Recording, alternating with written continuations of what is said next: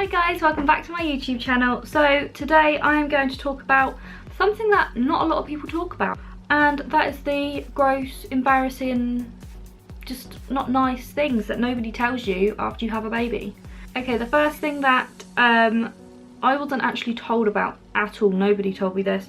I suffered really bad with it when I had Sullivan, and that is the after pains. The after pains after giving birth are horrific. It's like having more contractions after you've given birth. Over the next day or so you'll get just these horrific like contraction pains that's just everything going back to where it should be. Yeah, I suffered really badly with that with Sullivan. It's meant to actually get worse the more kids you have. So I found it really bad with Sullivan. With Wyatt, I didn't actually find it that bad at all. I was actually really healthy and really energetic after I had Wyatt, so that wasn't the case for me. I didn't find it worse. Never know, if me and Paul have another baby, it might be more painful, I'm not sure. But with Wyatt, it wasn't bad at all, but it was really bad with Sullivan. After you've given birth, you can imagine what state it is down there.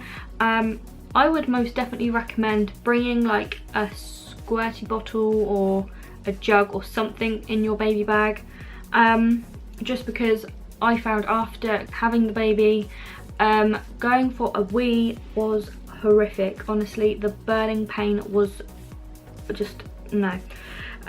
So yeah, I would definitely recommend bringing a jug just to like dilute things down there when you're going to the toilet. After giving birth, a lot of people think that everything just goes back to normal and your belly is gone. That is not the case. With Sullivan, I looked probably about, I think I looked about 4 or 5 months pregnant for a few weeks, mainly because I had a really bad womb infection and I was extremely ill. So my belly was still swollen, really sensitive.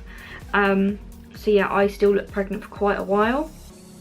Again with Wyatt, after I gave birth to Wyatt, everything just kind of, I don't know, sagged. It wasn't, I didn't look pregnant, I didn't look not pregnant, I didn't look the same that I was before, but the only thing I can describe what your stomach will look like is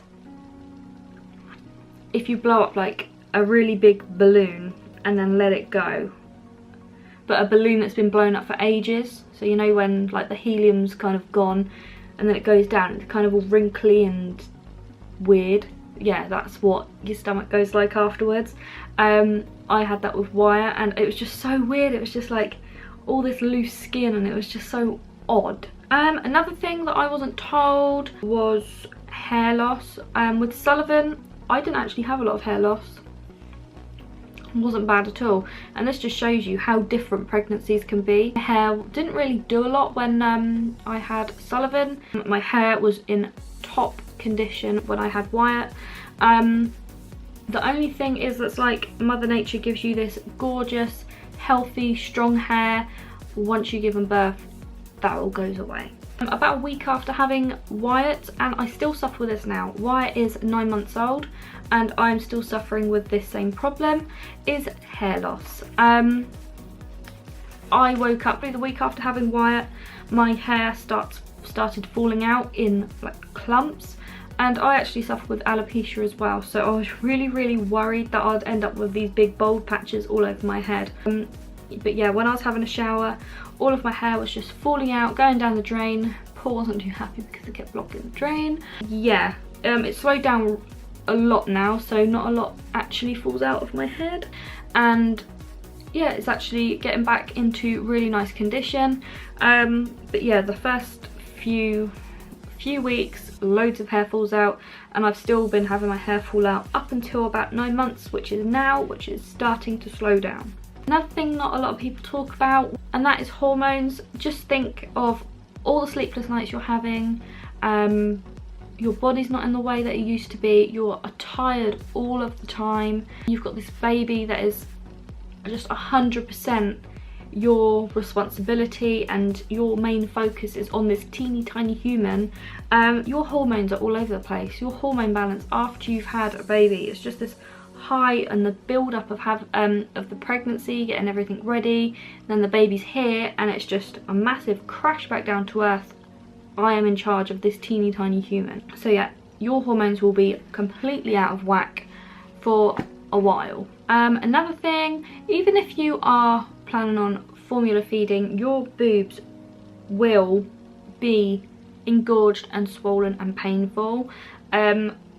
Sullivan was formula fed and Wyatt was breastfed. So when I tried breastfeeding Sullivan, but where he was early, he just was not taking to it. So I decided to formula feed, and still my body was just going through the motions of like what to do to breastfeed. So my boobs were swollen, my milk came in, and they were just engorged and painful.